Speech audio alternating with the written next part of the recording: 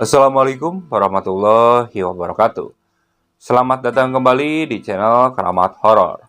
Kali ini saya akan membagikan suatu cerita tentang teror setelah kematian. Bagaimana kisahnya? Simak terus videonya sampai selesai.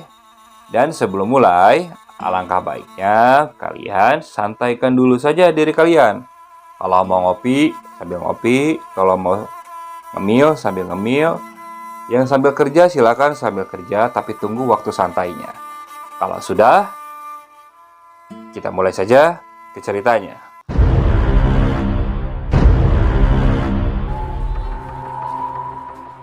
Pada hari Minggu adalah momen yang sangat ditunggu-tunggu.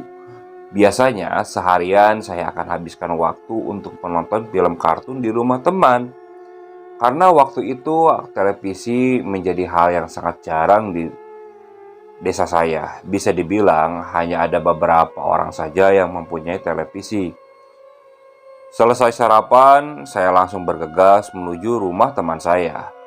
Saya kayuh sepeda kecil saya. Sepanjang perjalanan, saya melihat banyak orang yang sedang ramai membicarakan sesuatu. Namun entah apa itu, aku tidak peduli. Hingga akhirnya saya sampai di rumah teman saya. Tampak beberapa teman saya sudah duduk bersila di depan televisi. Saya pun lalu masuk dan duduk bersama teman-teman saya. Tak berapa lama, kakek teman saya itu masuk. Dia seperti mendiskusikan sesuatu dengan keluarga temanku ini. Duh, anaknya si Nem kayaknya gak ketolong. Sambil dia menjelaskan kronologi tadi pagi yang dia lihat. Jadi, kakek temanku ini bisa disebut adalah sesepuh yang dituakan di desa ini. Dia bilang tadi saat melihat Cak No membawa motor kencang ke arah desa, dia bisa merasakan kalau anak yang dia bawa akan mati.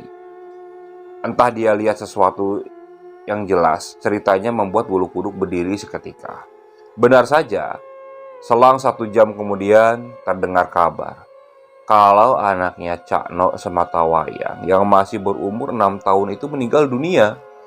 Sontak acara minggu pagi yang biasanya seru berubah menjadi sedih. Dan seketika itu juga aku pulang ke rumah, lalu melihat kerumunan orang yang melayat. Kebetulan rumah Cak No ini cuma berselang 6 rumah dari rumahku. Terlihat Mbak Ne masih shock, bahkan berkali-kali dia pingsan. Tetangga sekitar dan juga keluarga pun ikut menangis. Singkat cerita, semua prosesi pemakaman berjalan lancar. Bahkan waktu itu aku ikut mengantar sampai ke kuburan. Sepulang dari makam, bergegas aku membersihkan diri. Takutnya ada tanah kuburan yang ikut terbawa. Seperti pada umumnya ketika ada orang yang meninggal, para tetangga biasanya akan disibukkan membantu keluarga duka. Mereka akan membantu persiapkan acara keagamaan dari hari pertama sampai hari ke-7. Begitu juga dengan ibuku yang waktu itu sibuk membantu keluarga duka. Nah, menjelang pukul 5 sore, waktu itu ibu sudah memandikan adekku yang bernama Nadia. Setelah memandikan adekku, saya, bude, ibu, termasuk Nadia, bermain di teras rumah. Saat bermain ini, tiba-tiba si Nadia menunjuk ke arah sungai. Bu, ibu, kok itu Dika masih ada di sini ya, Bu? Loh, ngomong apaan kamu, Nad? Ucap ibuku sambil melihat ke arah sungai. Suasana seketika jadi tidak enak. Budeku langsung mengajak kami untuk masuk ke dalam rumah. Bergegas kami masuk ke dalam ruang tamu. Tapi, sepertinya sosok yang dilihat oleh Nadia itu, yang disebut Dika, itu semakin mendekat. Si Nadia nangis semakin kencang sambil menuju ke arah pintu yang masih terbuka. "Riz, tutup pintunya, Riz," suruh ibuku dengan nada panik. Tangisan Nadia semakin kencang. Tak henti-hentinya ibu waktu itu membacakan ayat kursi. Bahkan aku pun disuruhnya untuk ikut mengaji. Sejujurnya suasana kali itu cukup mencekam. Dan tak berapa lama terdengar suara azan. Dan akhirnya teror tersebut pun berakhir. Nadia pun sudah berhenti menangis. Dia pun terlihat cukup tenang. Namun suasana mencekam itu masih tetap terasa hingga kami menjelang tidur. Hari kedua setelah kematian Dika. Seperti biasa setelah kejadian kemarin sore, ibuku seolah-olah melupakan kejadian kemarin. Dia beraktivitas seperti biasa. Nah, sore itu aku pulang dari mengaji dan langsung bermain dengan si Nadia di teras. Tiba-tiba, si Nadia ini kembali menangis. Otomatis aku langsung panik. Bu, Nadia nangis, Bu. Saat aku sedang memanggil ibu, tiba-tiba si Nadia ini bilang, Bu, Ibu, Dika kok masih di sini, Bu? Sontak, aku langsung ketakutan. Ibu langsung berlari untuk menggendong Nadia. Dibawanya si Nadia ini masuk ke dalam rumah. Aku tutup pintu dan kunci sambil membacakan beberapa doa. Kulihat ibuku waktu itu panik dan mulai mengambil Al-Quran. Lalu dia mulai mengaji. Hari kedua ini jujur saja lebih mencekamkan dibanding kemarin. Si Nadia terus saja menangis sambil melihat ke arah jendela. Seolah-olah Dika sedang mengintip dari balik jendela tersebut. Ngapain kamu kesini? Gak mau, aku gak mau main, Dik. Ucap Nadia ke arah jendela.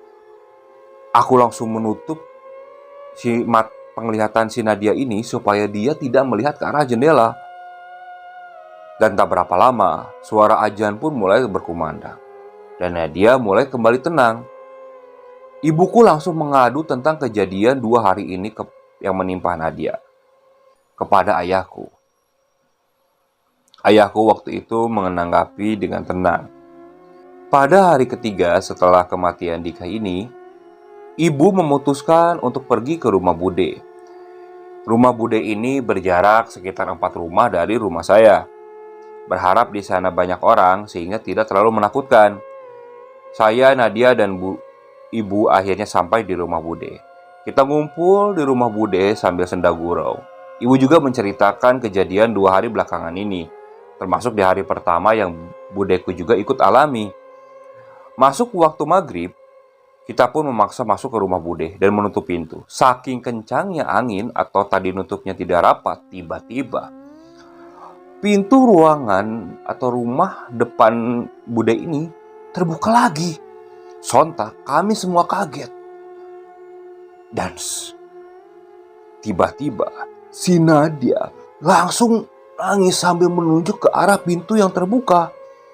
Dengan cepat padeku langsung menutup pintu dan kembali dia mengunci. Namun tangisan Nadia ini tetap belum berhenti, bahkan semakin kencang. Gak mau, Dik, enggak, aku gak mau main sama kamu. Sambil tangannya terus menunjuk ke jendela samping. Ibuku waktu itu menutup pandangan si Nadia ini supaya dia tidak melihat ke arah jendela. Dan tak berapa lama, suara azan maghrib pun berkumandang. Anehnya, setiap azan maghrib, teror itu pasti berhenti. Sambil menunggu keadaan mulai tenang, akhirnya kami bertiga pulang diantar Pade. Sesampainya di rumah, Padeku lalu menceritakan peristiwa yang terjadi di rumahnya. Bapak waktu itu sempat marah kepada ibu. Bapak mengingatkan ibu supaya menjelang maghrib itu jangan kemana-mana, jadi harus di rumah. Tutup pintu, jendela, dan terus mengaji sampai azan maghrib berkumandang. Jujur saja, selama 3 hari ini, suasana rumahku terasa tidak enak. Bahkan bisa dibilang tidak nyaman. Terlihat bapakku juga yang memang sedikit paham tentang hal-hal seperti itu mulai risau dengan teror yang mengganggu Nadia ini. Pada hari keempat, bapak pagi-pagi sudah bangun. Dia mengajakku untuk pergi ke belakang, tepat ke kamar kecil tempat dia menyimpan pusaka-pusaka dan barang klinik lainnya. Aku menunggu di luar. Tak berapa lama bapak keluar kamar. Aku mengikutinya dari belakang. Sampai ke depan, bapak mengambil sebuah kursi. Riz, kamu pegangin kursi ini. Aku lalu memegangi kursi tersebut. Bapak naik. Bapak lalu memaku sebuah bungkusan kain hitam. Kain tersebut seperti dililit benang. Bungkusan kain itu dipaku tepat di atas pintu rumah. Waktu itu aku tidak bertanya lebih jauh. tentang bungkusan hitam itu. Dalam pikiranku, yang penting keluarga kami ini terjauh dari teror yang mengganggu selama ini. Singkat cerita, akhirnya pukul 5 sore pun tiba. Ibu menyuruhku untuk menutup semua gorden, jendela, dan juga pintu. Kami semua waktu itu seperti sudah siap menghadapi teror tersebut. Bapak yang biasanya saat menjelang maghrib masih berada di kebun, kini sudah sampai di rumah. Entah kenapa, sore itu suasana terasa gelap. Mungkin karena mendung, dan memang posisi kampungku berada di lembah. Apalagi pukul 3 sore, matahari sudah tertutup oleh bukit. Ibuku yang waktu itu cukup taat akan agama mulai mengaji sambil memperhatikan saya dan Nadia yang sedang bermain. Tiba-tiba terdengar suara jendela yang menghadap ke arah sungai ada yang mengetuk cukup keras. Ditambah lagi, kaca jendela di sebelahnya pun ikut bergetar. Sontak kami memutar dan melihat ke arah jendela yang diketuk tadi. "Bu, Ibu, kok Dika masih di sini, Bu?" Rengek Nadia sambil mulai menangis. "Gak mau, Dik. Aku gak mau main," ucap Nadia sambil terus menangis. Sepertinya si Nadia ini kembali melihat sosok Dika dari celah-celah gordeng yang tidak bisa tertutup sempurna. Sejujurnya kali ini aku pun merasakan energi teror tersebut semakin kuat. Seolah-olah jimat yang dipasang oleh bapak tadi pagi ini tidak berpengaruh. Malah sepertinya membuat sosok ini terkesan lebih kuat. Melihat Nadia yang mulai menangis, ibuku langsung menarik Nadia dan menggendongnya dengan erat. Kemudian dia berbicara dengan suara lantang. "Ngapain kamu kesini? Jangan ganggu anak saya. Sudah, kamu tenang saja di sana." Sejujurnya keluarga kami ini tidak bisa melihat sosok itu. Hanya Nadia yang bisa melihatnya. Setelah ibu berbicara ke arah jendela, dia langsung membawa Nadia ke kamar, kemudian menutup pintu. Tak berapa lama, azan maghrib pun berkumandang. Aku merasa lega karena teror ini pasti akan segera berakhir. Benar saja, setelah azan berkumandang, Nadia berhenti menangis dan tak ada lagi suara yang gedor-gedor jendela. Pada hari kelima ini, Bapak membangunkanku pagi-pagi. Dia meminta tolong untuk dicarikan daun kelor dan buah pohon jarak tepat di perkarangan belakang rumah. Bergegas waktu itu aku langsung ke perkarangan belakang. Setelah mendapatkan apa yang dicari, saya langsung kembali ke rumah menyerahkan barang tersebut kepada Bapak. Setelah itu aku langsung mandi dan pergi ke sekolah. Selepas asar, Nadia tertidur dengan pulas. Dia bangun sesudah maghrib dan teror itu tidak terjadi. Jujur saja, waktu itu kami cukup lega. Jadi kami berharap teror itu tidak berlanjut kembali. Pada hari ke-6, waktu itu menjelang sore, saya sudah menutup semua gordeng dan pintu. Kami berkumpul di ruang tengah, termasuk Bapak waktu itu. Kami merasa lega karena teror itu pasti tidak akan berlanjut. Namun tiba-tiba ada suara keras dari pintu ruang tamu. Sontak kami semua menoleh ke arah pintu. Dan ibuku tahu ada sesuatu yang tidak beres. Dengan cepat dia langsung memeluk Nadia dengan erat. "Ngapain kamu kesini lagi?" kata bapakku dengan lantang ke arah pintu. Bukannya malah berhenti, malah gedoran pintunya semakin kuat hingga berkali-kali. Suasana waktu itu benar-benar tidak karuan. Benar-benar tidak nyaman dan sangat mencekam di ruang tamu tersebut. Bersamaan dengan suara azan, justru gedoran pintu semakin kuat hingga membuat pintu terbuka lebar. Suara keras daun pintu menghantam tembok. Aku pun tidak melihat ada sosok di balik pintu tersebut atau angin kencang yang membuat pintu itu terbuka. Aku bergegas berlari mendekat ke arah ibuku. Nadia kali ini tidak menangis. Dia terus menatap ke arah pintu. "Dik, kok kamu pakai baju putih kayak pocong?" "Enggak mau ah. Aku enggak mau main sama kamu. Main saja sana sendiri." Enggak mau, enggak," ucap Nadia waktu itu sambil terus menatap ke arah pintu. Ibuku waktu itu bergetar hebat. Tangannya terus memegang kedua tangan kami. Bapak bergegas bangkit dan menutup pintu tersebut. "Sudah Dik, kita sudah beda alam. Jangan ganggu Nadia." Berbarengan dengan pintu ditutup, Nadia langsung menangis sangat kencang. Bahkan sampai komat maghrib pun, tangisan Nadia tidak berhenti-berhenti. Jujur saja waktu itu aku sangat ketakutan. Aku tidak mau Nadia terus diteror seperti itu. Akhirnya ibuku membawa kami ke kamar. Dalam kondisi Nadia masih menangis kencang. Berharap waktu itu Nadia bisa tenang di dalam kamar. Ternyata teror itu ikut sampai ke kamar. Kali ini jendela kamar yang digedor-gedor cukup hebat. Aku terus saja memeluk Nadia, sedangkan ibu waktu itu langsung mengaji. Suara ibu dikencangkan supaya teror ini berakhir. Namun tetap saja, teror itu masih terus saja berlanjut. Hingga akhirnya, setelah azan Isya berkumandang, ketokan di jendela itu mulai berhenti. Kulihat Nadia sudah tertidur. Melihat ibu yang masih mengaji, aku pun lalu turun dan pergi untuk menemani bapak. Dan setelah 1 jam kejadian itu, tiba-tiba ibu keluar kamar dengan wajah yang cukup panik. Dia memberitahu bapak kalau Nadia demam tinggi. Jujur saja waktu itu aku sangat takut. Aku tidak mau Nadia dibawa oleh sosok yang menyerupai Dika. Bapak waktu itu langsung menelepon Pade dan Bude. Bergegas, Pade dan Bude datang ke rumah kami. Kami semua waktu itu bisa dibilang bergadang semalaman untuk melihat perkembangan Nadia. Sedangkan ibuku terus saja mengaji di sampingnya sambil menangis. Bude juga menemani ibu di dalam kamar sambil terus mengganti kompresan di Nadia ini.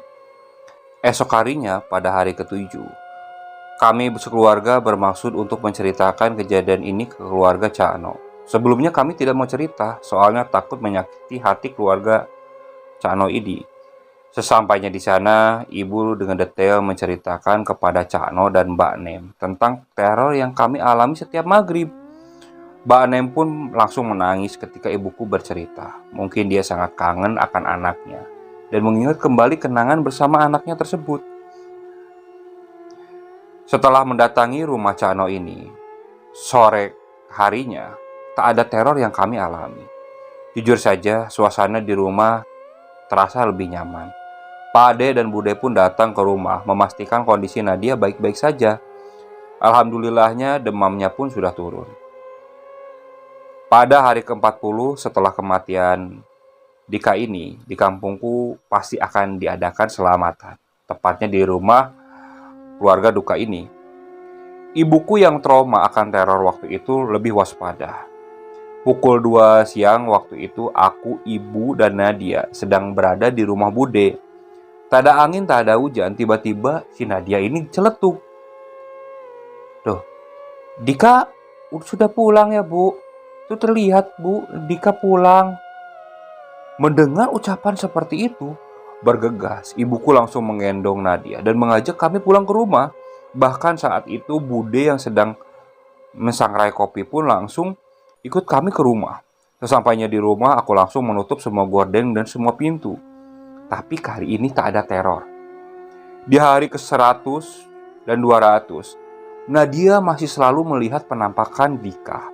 Namun dia selalu mengatakan hal yang sama. Dika sedang pulang ke rumahnya. Pada hari ke-1000 kematian Dika ini, ibu lupa waktu itu. Nah, kami waktu itu pergi ke kebun, termasuk Nadia, karena Nadia tidak mau ditinggal di rumah. Rencananya kami akan memetik cabai dan mengambil beberapa daun singkong. Belum berapa lama kami berada di kebun, tiba-tiba si Nadia ini nyeletuk sambil memandang ke arah sungai. Karena posisi kebun Bude ini berada di samping sungai. Ngapain di kamu di sini? Emang gak pulang? Budeku yang mendengar Nadia berbicara seperti itu langsung keheranan. Pak, itu Nadia ngomong sama siapa ya? Aku gak ngeliat siapa-siapa loh. Tanya budeku kepada ibu. Tanpa pikir panjang, ibuku langsung menggendong Nadia dan langsung diajak pulang. Yang awalnya mau memetik cabai dan daun singkong pun akhirnya kami urunkan.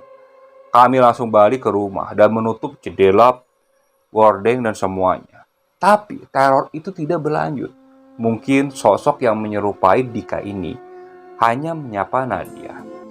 Oke, Sekian untuk cerita kali ini.